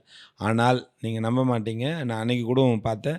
2015 எங்களுடைய அண்ணன் உதயநிதி ஸ்டாலின் அவர்கள் மன்றத்தின் மூலயமாக சென்னை வாழ் மக்களுக்கு நிவாரணப் பொருட்களை வழங்கினார். அந்த ஃபோட்டோ கூட என்கிட்ட இருக்குது. அப்போ நான் இளைஞர் அமைப்பாளர், அண்ணன் வந்து ஸ்டாலின் ரசிகர் மன்றம் வச்சுருக்காங்க. ரசிகர் மன்றத்தில் அன்றைக்கி களத்தில் நாங்கள் போய் நின்றது நாங்கள் தான். அப்போது அதுக்கப்புறம் அந்த பேரிடர் காலத்தில் அந்த அம்மா எங்கேயுமே இருக்க மாட்டாங்க. நீங்கள் ஒன்று செக் பண்ணி கூட பாருங்கள். அப்புறம் எப்படி மக்கள் அவங்களே நான் என்ன சொல்கிறேன் சார், நல்லது கெட்டது பேரிடர் ஆட்சி இருக்குது, ஆட்சி இல்லை, எதிர்கட்சியில் இருக்கிறோம். எல்லா நேரத்துலையும் மக்களோட யார் வந்து பயணிக்கிறாங்களோ அவங்க தான் ஒரு இடத்துக்கு சேர்ந்து தலைவராக வர முடியும். இல்லை, ஒரு முன்னாள் அமைச்சரை எதிர்த்து கண்டெஸ்ட் பண்ணுறது ரியலி அவங்களுக்கு ஃபீல்டு இன்னும் நல்லா தெரிஞ்சிருக்கும், ஒரு சேலஞ்சிங்காக இருக்குது. 10 வருஷமாக அவங்க இல்லையே சார் ஃபீல்டில். 10 வருஷமாக அவங்க எங்கள் முன்னாள் அமைச்சர் 10 வருஷத்துக்கு முன்னாடி 10 வருஷமாக நாங்கள் தானே எம்கே மோகன் தானே சிட்டிங் எம்எல்ஏவாக இருக்கார். எதிர்கட்சியிலே அவங்க கட்சி ஆட்சி அமைக்கிறாங்க, ஆனால் அவங்க ஜெயிக்கலை, மோகன் ஜெயிக்கிறாரு. இப்போ நாங்கள் ஆட்சி அமைக்கிறோம், திருப்பி மோகன் ஜெயிக்கிறாரு, இப்போ திருப்பி நாங்கள் வந்திருக்கோம். சென்னை முழுக்க திமுக கோட்டைன்னு சொல்கிறாங்க. அந்த கோட்டையிலேயே ஓட்ட போடுறதுக்காக தான் தாவேகாவின் முக்கிய நிர்வாகிகள்லாம் சென்னையில் களமிறங்கி இருக்கிறாங்க அப்படிங்கிற ஒரு பார்வையை தாவேகா சார்பாக பேசுகிறவங்க வைக்கிறாங்க. அண்ணா நகரில் அந்த இம்பாக்ட்லாம் ஒன்றும் இருக்காதா? சென்னையில் நீங்கள் 3 தொகுதியோட மாவட்ட செயலாளர், எந்த இம்பாக்டும் இல்லையா? எந்த இம்பேக்ட் இருக்காது சார். நான் என்ன கேட்குறேன்னாக்கா, நீங்கள் ஒரு விஷயத்தை நல்லா பாருங்கள். காங்கிரஸ்லேருந்து 4 நாளைக்கு முன்னாடி போய் சேர்ந்தவர் தான் இன்றைக்கி தாவேகாவில் சேப்பாக்கத்தோட வேட்பாளர். நல்லா புரிஞ்சுக்கோங்க. 1000 விளக்கில் இருக்கிற வேட்பாளர் ஜேசிடி பிரபாகர். அவர் எந்த கட்சியிலேருந்து எத்தனை கட்சிக்கு போயிட்டு இன்றைக்கி வந்தார், கரெக்டாக? அதே போல் அண்ணா நகரில் கண்டெஸ்ட் பண்ணுறோம். ராம்குமார் கண்டெஸ்ட் பண்ணுறார். ராம்குமாராவது இப்போ புதுசுன்னு சொல்லலாம் மன்றத்தில். இவங்க போடுற வேட்பாளர் யாருமே இந்த கட்சி ஆரம்பிக்கிறப்போ கொள்கையோட ரசிகர் மன்றத்திலேருந்து வந்தவங்களுக்கு யாருக்கும் வாய்ப்பு இவங்க கொடுக்கல. நீங்கள் முறைப்படி பார்த்தா ஒரு இயக்கம்னு ஒன்று ஆரம்பிச்சு வேறு கட்சியிலேருந்து வந்தவங்களாம் வாய்ப்பு. நான் என்ன சொல்கிறேன், நான் கட்சி ஆரம்பிக்கப்பட்ட போதுன்னு சொன்னேன். நீங்கள் அதை புரிஞ்சுக்கணும். கட்சி ஆரம்பிக்கப்பட்ட போது நாங்கள் காங்கிரஸ்லேருந்து வந்தவங்களுக்கு யாராவது கொடுத்தோமா? அன்றைக்கி அதே நாவலராக இருக்கட்டும், பேராசிரியராக இருக்கட்டும், இல்லை முத்தமிழறிஞர் கலைஞராக இருக்கட்டும், கலைஞர் அண்ணா ஆரம்பித்த காலத்தில் கட்சியில் இருந்தப்போ இவங்களாம் யார், இவங்களுக்குலாம் என்ன வயசு, எதுலேருந்து வந்தாங்க? கொள்கை ரீதியாக பிடிச்சி கொள்கை ரீதியாக உணர்வோடு இருந்து தீக்காவில் பயணித்தவங்க, அடுத்தடுத்து மன்றங்களில் பேசினவங்க, காலேஜில் படிச்சிருந்தவங்க, இப்படி வந்தவங்க.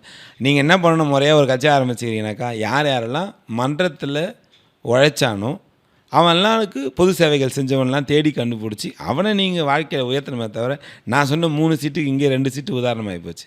இல்லை, இது மிக்சடாக கொண்டு வராங்க. அனுபவம் மிக்கவங்களையும் இப்போ ஸ்டாலின் அவர்களை மன்றத்தில் இருந்து வளர்ந்து வந்த ஒருத்தர் இயல்பாக எதிர்த்தர முடியுமான்னு தெரியலேன்ட்டு உங்கள் கூடயே பயணித்த திராவிட அரசியலில் பயணித்த விஎஸ் பாபுவை எதிராக நிப்பாட்டுறாங்க. அப்படியும் நம்ம சேர்ந்தெல்லாம் பார்க்க வேண்டியிருக்கு. இப்போது உதயநிதி ஸ்டாலின் அவர்கள் போன்ற ஒரு வலுவான வேட்பாளரை எதிர்க்க ஒரு அனுபவம் வாய்ந்த கட்சியில் அரசியலில் தேர்தல் அரசியலில் அனுபவம் வாய்ந்த ஒருத்தரையும் நிப்பாட்ட வேண்டியிருக்குன்னு அவங்க யோசிச்சிருக்காங்க. அது ஒரு நீங்கள் ஆதி ராஜாராமன் நிறுத்துறீங்கன்னா அது சரி சார், அவரை நான் அனுபவம் வாய்ந்தவர் நான் எடுத்துக்கிறேன் நான், கரெக்டாக. நீங்கள் சேப்பாக்கத்தில் நிறுத்தவரும் சரி, ஜேசிடி பிரபாகரும் சரி, விஎஸ் பாபு பற்றி நம்ம பேசணும்னா பேசிக்கிட்டே போகலாம். உங்களுக்கு தெரியாதது ஒன்றும் கிடையாது. அதை நான் இங்கே சொல்ல வேணான்னு பார்க்குறேன். அவ்வளோ ஆஃப் த ரெக்கார்ட், அவ்வளோதான் முடிச்சுக்கோங்க. அப்படிலாம் இருந்தவர் இன்றைக்கி ஏற்று நிற்கிட்ட சார். நாங்கள் இது வந்து உங்களுக்கு தெரியும் 75 ஆண்டு காலத்தை கொண்டு சென்னையில் விஜய் போன்ற ஒரு ஸ்டார் பெரம்பூரில் நிற்கிறாருன்னா அதோட எஃபெக்ட் சென்னை முழுக்க எதிரொலிக்கும்.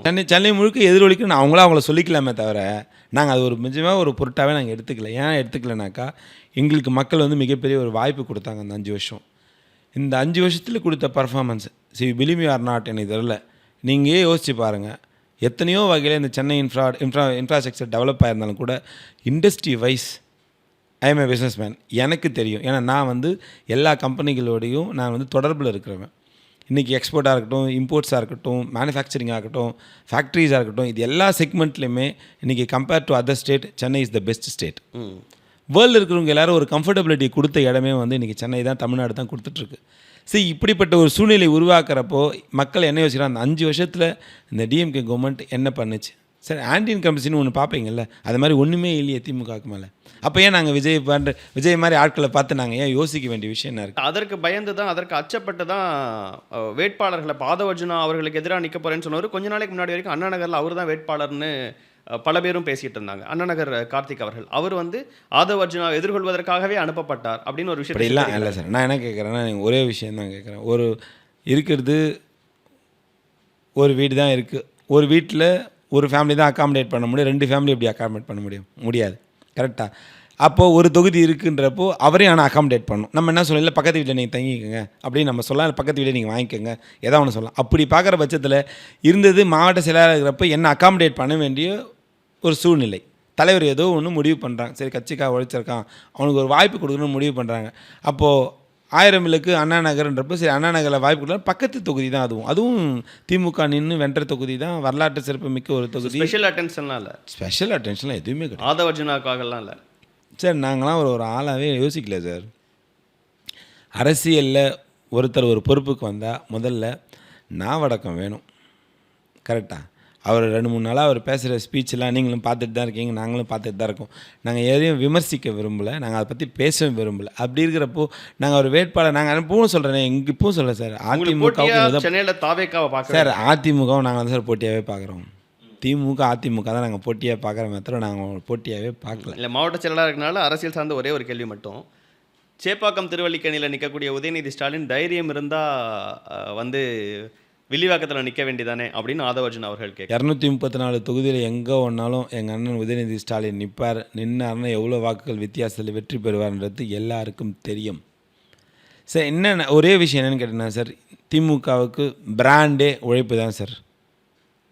யாரும் மாற்றுக்கருத்து சொல்ல முடியாது. எங்கள் தலைவருக்கும் தளபதிக்கும் அதுதான் பிராண்டே உழைப்பு தான். எங்கள் அண்ணன் உதயநிதி ஸ்டாலினுக்கும் பிராண்டே உழைப்பு தான் சார். இந்த உழைப்பு எப்பவுமே இருக்கிற இடத்துல தோல்வி என்பது நிச்சயமாக கிடையாது.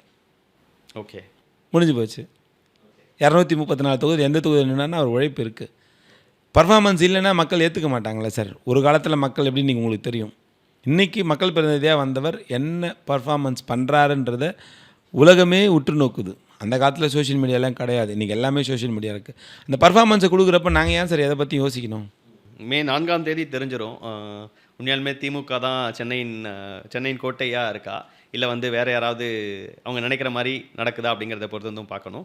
நிறைவாக அண்ணாநகர் தொகுதிக்கு சட்டமன்ற உறுப்பினராகும் பட்சத்தில் நான் இந்தந்த விஷயங்கள்லாம் செய்வேன் அப்படின்னு நீங்கள் சொல்கிற விஷயங்கள்லாம் என்னென்ன? அண்ணாநகர் தொகுதியை பொறுத்த மட்டும் எல்லா தரப்பு மக்களும் வாழ்கின்ற ஒரு பகுதி. அடித்தட்டு மக்கள், நடுத்தர மக்கள், மேல்தட்டு மக்கள் எல்லாம் இருக்காங்க.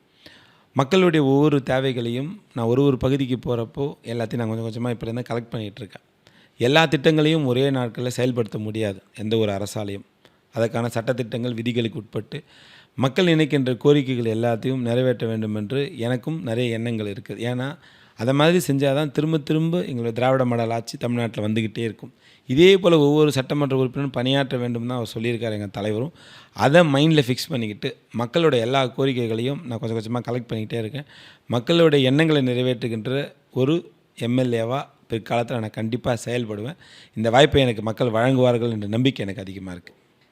நிறைவாக நான் எந்த கேள்விகளும் கேட்காம என்னோட எந்த இடையூறும் இல்லாமல் நேரடியாக அண்ணா நகர் மக்கள்கிட்ட சிற்றரசுக்கு ஏன் ஓட்டு போடணும், உதயசூரியனில் ஏன் ஓட்டு போடணும், நீங்கள் ஒரு நிமிஷம் பேசிக்கலாம். அண்ணா நகர் பொதுமக்களாகிய உங்களுக்கெல்லாம் நான் வைக்கின்ற ஒரு வேண்டுகோள், இந்த திராவிட மாடல் ஆட்சி என்பது இந்த 5 வருஷத்தில் எல்லா தரப்பு மக்களுக்குமான பல்வேறு திட்டங்களை நிறைவேற்றி கொண்டிருக்கின்றது. இந்த 5 ஆண்டு காலத்தில் உங்களுடைய எந்த பிரச்சனைகளையும் தீர்க்கப்படாமல் இல்லை. எல்லா வகையிலையும் எங்களுடைய சட்டமன்ற உறுப்பினர் தீர்த்திருக்கின்றார். எங்கள் தமிழ்நாட்டினுடைய முதலமைச்சர் அவர்கள் தீர்த்திருக்கின்றார். அந்த வகையில் நான் இன்றைக்கு எங்களுடைய தமிழ்நாட்டினுடைய முதலமைச்சர் அவர்களால் அடையாளம் காணப்பட்டு அண்ணாநகர் சட்டமன்ற தொகுதியில் வேட்பாளராக களம் காணுகின்றேன். உங்களுடைய எண்ணங்களை நிறைவேற்றுகின்ற ஒரு சட்டமன்ற உறுப்பினராக, எல்லாவற்றையும் தாண்டி எளிதிலே அணுகக்கூடிய சட்டமன்ற உறுப்பினராக, உங்களில் ஒருவனாக உங்களோடு பயணிக்க நான் தயாராக இருக்கின்றேன். நீங்கள் நிச்சயமாக எங்களுக்கு வாய்ப்பளிப்பீர்கள் என்ற நம்பிக்கை இருக்கிறது. எப்போதும் தொகுதி மக்களுக்கு நன்றி கடன் பட்டவனாகவும் உண்மையாகவும் இருப்பேன். அதனால் நீங்கள் உதயசூரியன் சின்னத்தில் வாக்களித்து என்னை பெருவாரியான வாக்குகள் வித்தியாசத்தில் வெற்றி பெற செய்ய வேண்டும் என்று உங்களை எல்லாம் அன்போடு கேட்டுக்கொள்கிறேன். மிக்க நன்றி சார். பரப்புரைக்கு மத்தியில் எங்களுக்கு நேரம் கொடுத்து உங்களுடைய அரசியல் வாழ்க்கை, கட்சியில் நீங்கள் அடுத்தடுத்து வாங்கின பதவிகள், அதில் பொறுப்புகள், உங்கள் பாஷையில் சொன்னால் பொறுப்பு, அதில் நீங்கள் பணியாற்றிய விதம், மக்களுக்கும் உங்களுக்குமான கனெக்ஷன், இப்போ தொகுதியில் இருக்கக்கூடிய பிரச்சனைகள், உங்களுடைய கனவுகள்னு பல்வேறு விஷயங்களை எங்கள்கிட்ட டிஸ்கஸ் பண்ணியிருக்கீங்க. ஒரு நேரம் உங்கள் நேரத்தையும் கருத்துக்களையும் பகிர்ந்து கொண்டதற்கு மிக்க நன்றி. நன்றி.